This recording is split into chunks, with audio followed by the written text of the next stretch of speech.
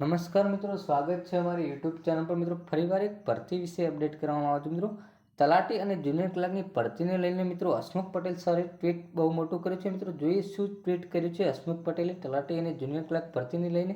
એના પહેલાં મિત્રો અમારી ચેનલ પર નવા હો તો ચેનલને સબસ્ક્રાઈબ કરી દેવી, કારણ કે આવનારી સરકારી ભરતી, સરકારી યોજના કે સરકારી માહિતીની અપડેટ જોતી હોય તો સૌપ્રથમ તમારા મોબાઈલના નોટિફિકેશન પર પડે। મિત્રો જોઈએ હવે તલાટી અને જુનિયર ક્લાર્ક ભરતી લઈને હસમુખ પટેલે શું ટ્વીટ કર્યું છે, પૂરેપૂરી વિગતવાર માહિતી જોઈએ